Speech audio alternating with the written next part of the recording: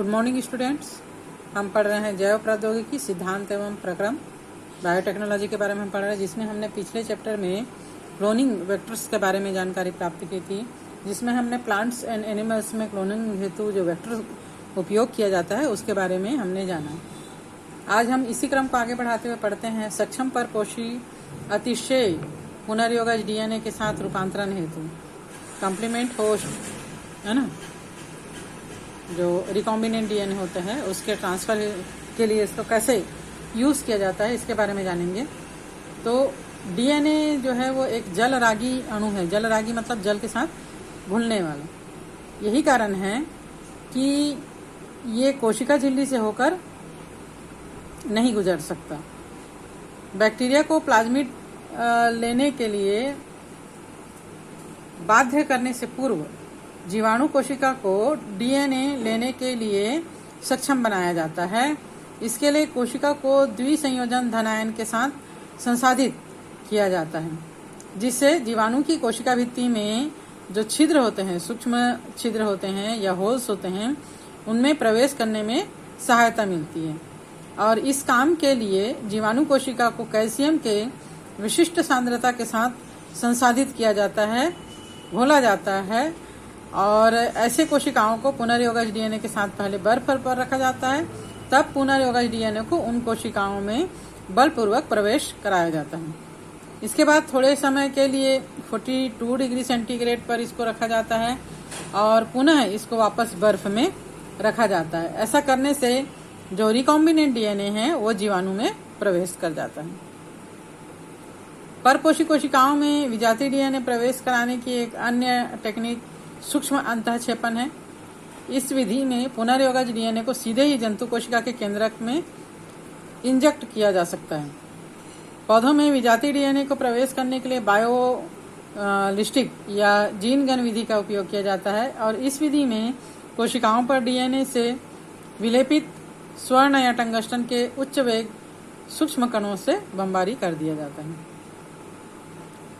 जो हार्मफुल नहीं है, ऐसे रोगजनक संवाहक का उपयोग करके भी जो विजातीय डीएनए हैं उनका प्रवेश कोशिका में कराया जा सकता है और इन वेक्टर्स के द्वारा कोशिका को संक्रमित करने दिया जाता है। इस क्रम में पुनर्योगज डीएनए परपोषी कोशिका में प्रवेश कर जाता है।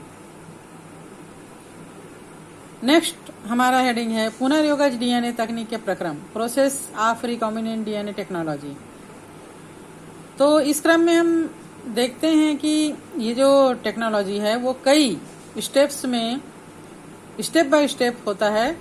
तब इसके स्टेप्स हम पढ़ेंगे। इसका सबसे पहला स्टेप है डीएनए का पृथक्करण, isolation of DNA.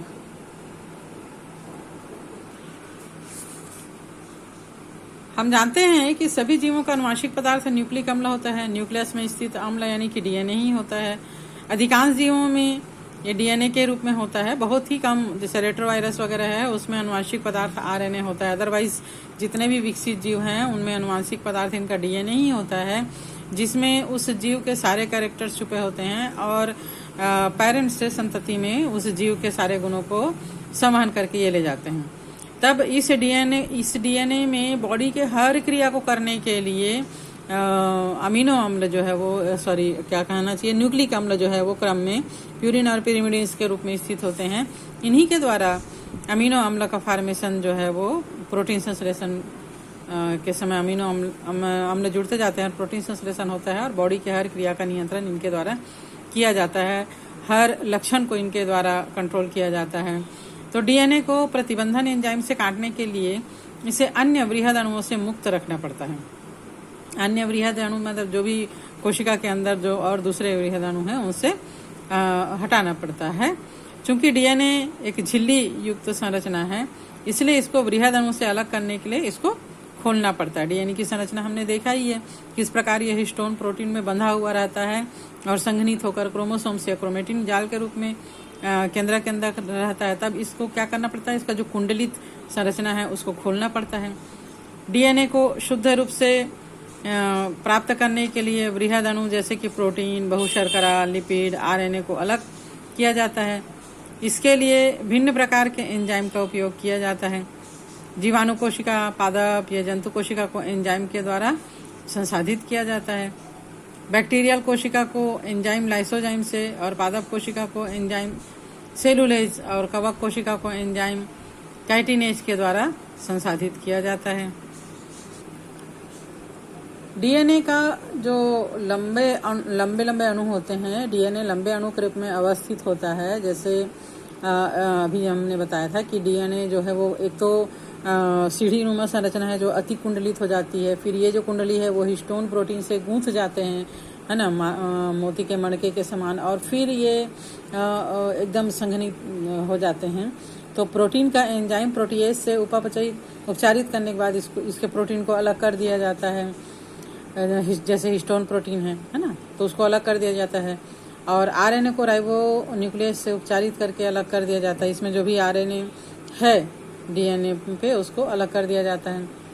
Plant tissue से डीएनए को अलग करने के लिए हरी पत्ती को के छोटे से टुकड़े को नाइट्रोजन, तरल नाइट्रोजन होता है, उसमें ग्राइंड किया जाता है, घुमाया जाता है तेजी से, और गर्म सी टाइप बुफर को पीसीवी पत्ती में मिला दिया जाता है।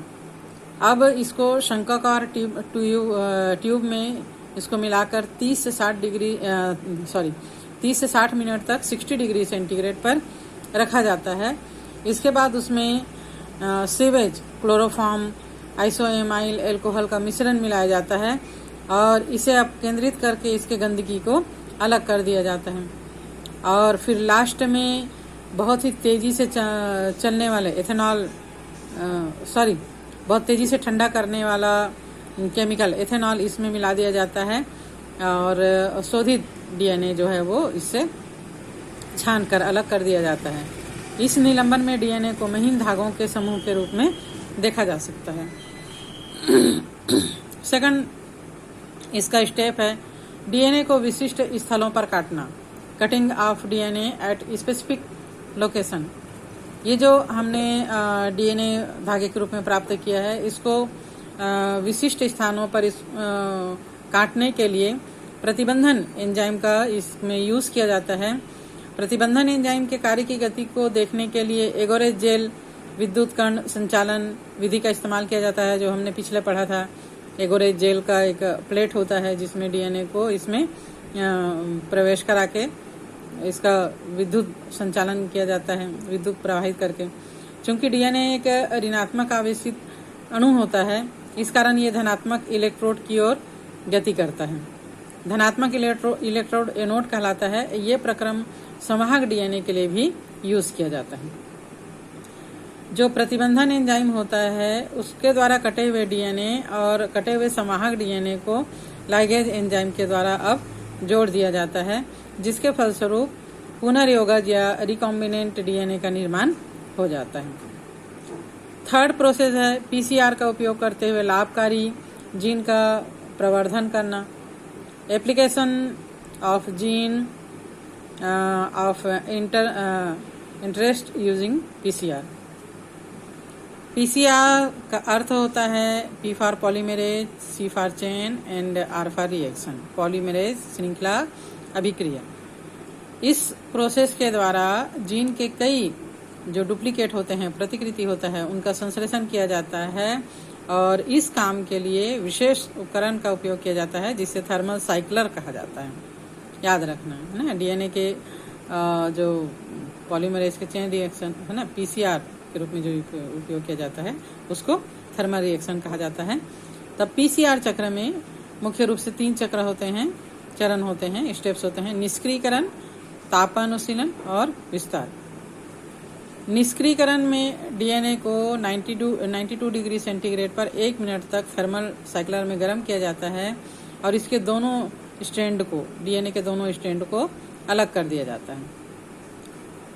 अब तापानुशीतन में अभिक्रिया मिश्रण के तापक्रम को घटा दिया जाता है और ये सामान्यतः 48 डिग्री सेंटीग्रेड तक इसका टेम्परेचर रखा जाता है। इस टेम्परेचर पर 1 मिनट के लिए इस जो पृथकृत डीएनए का स्ट्रैंड है उसको रखा जाता है। इसके बाद विस्तार किया जाता है जो 27 डिग्री सेंटीग्रेड पर 1 मिनट के लिए होता है। अब इस चक्र को 34 से 37 टाइम इसको दोहराया जाता है। इस प्रक्रम के द्वारा डीएनए खंड को 1 अरब गुना तक प्रवर्धित बढ़ा करके देखा जा सकता है, किया जा सकता है इसमें, है ना। पॉलीमरेज श्रृंखला अभिक्रिया में डीएनए खंड के अतिरिक्त उपक्रम को enzyme, tank, DNA polymerase, magnesium chloride, dimethyl sulphide की भी जरूरत पड़ती है।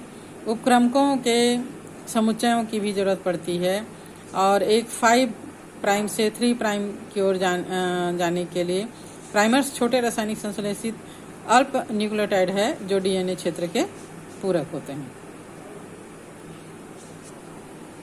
Tank DNA polymerase enzyme Thermus aquaticus नामक बैक्टीरियम से निकाला जाता है और ये एंजाइम उच्च तापक्रम पर भी सक्रिय रहता है। टैंक डीएनए थर्मोस्टेबल होता है और उच्च तापमान के द्वारा प्रेरित द्विलड़ी डीएनए के विकृतीकरण के समय भी ये हमेशा सक्रिय रहता है, बना रहता है। टैंक एंजाइम जीनोमिक डीएनए को टेम्पलेट के रूप में काम में लेकर अभिक्रिया से मिलाने वाले न्यूक्लियोटाइड का यूज करते हुए प्राइमर्स को विस्तृत कर देता है, इसको बढ़ा देता है। ये प्रक्रम कई बार दोहराया जाता है। जब डीएनए की अनेक डुप्लीकेट बन जाती है तब इस प्रकार डीएनए के जो प्रवर्धित खंड है उसको वेक्टर के साथ जोड़कर आगे क्लोनिंग के लिए उपयोग किया जाता है। इसका 4th स्टेप है पुनर्योगज डीएनए का परपोषी कोशिका जीव में निवेशन। Interaction of recombinant DNA into the host cell organisms. अब यहाँ पर बंधे हुए डीएनए को जो जीवाणु कोशिका है, बैक्टीरियल सेल्स है, उसमें इंजेक्ट कर दिया जाता है, जहाँ पर ट्रांसफॉर्मेशन प्रोसेस के द्वारा बैक्टीरियल डीएनए को बैक्टीरिया जो है उस डीएनए को एक्सेप्ट कर लेता है, धारण कर लेता है। इसके लिए सामान्यतः इस्चेरिचिया कोलाई, ई कोलाई, शुरू से हम इसको पढ़ते आ रहे हैं, इनका इस्तेमाल किया जाता है। जीवाणु को कैल्शियम क्लोराइड के ठंडे कम सांद्रता वाले घोल में रख दिया जाता है, जिससे जीवाणु की जो विजातीय डीएनए होती है ग्रहण करने की क्षमता बढ़ जाती है। यदि हम पुनर्योगज डीएनए जिसमें कि प्रतिजैविक एपिसिलिन के प्रति प्रतिरोधी जीन स्थित हो और इसे ई कोलाई कोशिकाओं में स्थानांतरित किया जाए तब परपोषी कोशिकाएं प्रतिरोधी कोशिकाओं में रूपांतरित हो जाता है। अब रूपांतरित कोशिकाओं को एपिसिलिन युक्त एगर प्लेट पर फैला दिया जाता है और वही कोशिकाएं यहाँ पर डेवलप हो पाती हैं जिनमें एपिसिलिन प्रतिरोधी जीन होता है। अरूपांतरित अदाता कोशिकाओं की यहाँ पर मृत्यु हो जाती है। प्रतिरोधी जीन की उपस्थिति के कारण एपिसिलिन की उपस्थिति में कोई भी रूपांतरित कोशिका का चयन कर सकता है। इस मामले में प्रतिरोधी जीन को वरण योग्य चिन्हक कहा जाता है।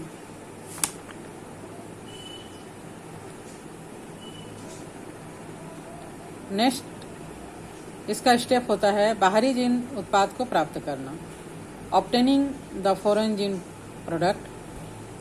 सभी जो पुनर्योगज तकनीक का मुख्य उद्देश्य यही होता है कि वांछित उत्पाद प्राप्त किया जाए, अपने मनपसंद उत्पाद प्राप्त किया जाए। इसके लिए जो रिकॉम्बिनेंट डीएनए होता है उसको अभिव्यक्त करने की आवश्यकता पड़ती है। बाहरी जीन उपयुक्त परिस्थिति में अभिव्यक्त होते हैं जब हम विजातीय डीएनए खंड को क्लोनिक संवाहक से जोड़ देते हैं, वेक्टर से जोड़ देते हैं और जीवाणु, पौधा और एनिमल सेल में स्थानांतरित करते हैं, तब ये जो विजातीय डीएनए हैं इन कोशिकाओं में गुणित होने लगते हैं, ये अपनी संख्या को बढ़ाने लगते हैं। रिकॉम्बिनेंट डीएनए टेक्निक का उपयोग करके जब कोई प्रोटीन प्राप्त करते हैं तब इसे पुनर्योगज प्रोटीन कहा जाता है, रिकॉम्बिनेंट प्रोटीन कहा जाता है। ये तभी पॉसिबल है जब लक्ष्य प्रोटीन की अभिव्यक्ति को प्रेरित करने वाली जो सिचुएशन होती है उसको अनुकूलतम बनाया जाए और जो वांछित जीन है उसको संवाहक में क्लोन किया जाए। हालांकि लाभकारी जीनों को आश्रय देने वाली कोशिकाओं को छोटे पैमाने पर प्रयोगशाला में बनाया जा सकता है, इसको बढ़ाया जा सकता है, लेकिन बड़े पैमाने पर इसके प्रोडक्शन के लिए जीव प्रतिकारक बायोरिएक्टर की जरूरत पड़ती है। जीव प्रतिकारक एक ऐसा मशीन है, यंत्र है, युक्ति है जिसमें बायोरिएक्टर में जीवित कोशिकाओं या एंजाइम के द्वारा विभिन्न पदार्थों का जैव रासायनिक रूपांतरण किया जाता है। जैव प्रतिकारक के द्वारा उत्पादों का अधिक आयतन संवर्धित किया जा सकता है और यह मात्रा 100 लीटर से 1000 लीटर तक हो सकता है। वांछित उत्पाद पाने के लिए प्रतिकारक अनुकूलतम परिस्थिति जैसे टेम्परेचर, पीएच, क्रियाधार, विटामिन, लवण, ऑक्सीजन ये सब उपलब्ध कराता है। सामान्यतः सर्वाधिक उपयोग में लाए जाने वाले बायोरिएक्टर विडोलन प्रकार का होता है। विडोलित हौज रिएक्टर सामान्यतः बेलनाकार होते हैं, जैसे कि यहाँ पर डायग्राम में हम देख पा रहे हैं, और इनमें घुमावदार आधार होता है जिससे रिएक्टर के अंदर की सामग्री का मिश्रण में सहायता मिलती है इसको मिलाने में। विडोलक प्रतिकारक के अंदर की सामग्री को मिक्स कर देता है और प्रतिकारक में सभी जगह ऑक्सीजन को भी उपलब्ध कराता है। विकल्प के रूप में हवा के बुलबुलों के रूप में रिएक्टर में इसको भेजा जाता है और हर जीव प्रतिकारक रिएक्टर में एक प्रक्षोभक तंत्र होता है जिसमें जो एक्स्ट्रा ऑक्सीजन प्रदाय तंत्र है, झाग नियंत्रण तंत्र है, तापक्रम नियंत्रण तंत्र, पीएच नियंत्रण तंत्र और प्रतिचयन द्वार होता है। समय समय पर संवर्धित उत्पाद की थोड़ी सी मात्रा इसमें से निकाली जा सकती है। और लास्ट स्टेप होता है इसका अनुप्रवाह संसाधन। जैव प्रौद्योगिकी द्वारा तैयार अब उत्पाद को, प्रोडक्ट को बाजार में बेचने से पूर्व उसको कई प्रक्रम से गुजारा जाता है। इन स्टेप्स में पृथक्करण और शोधन शामिल है जिसे सामूहिक रूप से अनुप्रवाह संसाधन कहा जाता है। उत्पाद को उचित परीक्षा के साथ संरूपित किया जाता है। जब जैव तकनीक का इस्तेमाल कर किसी औषधि का उत्पादन किया जाता है, प्रोडक्शन किया जाता है, तब ऐसे संरूपण को चिकित्सीय परीक्षण से भी गुजारा जाता है। साथ ही साथ ये भी सुनिश्चित किया जाता है कि प्रत्येक उत्पाद गुणवत्ता की दृष्टि से सही हो, खरा उतरे। उसमें अनुप्रवाह संसाधन एवं गुणवत्ता नियंत्रण परीक्षण अलग अलग प्रोडक्ट के लिए अलग अलग होता है। तो आज हमारा ये चैप्टर खत्म होता है। नेक्स्ट डे हम नेक्स्ट चैप्टर स्टार्ट करेंगे।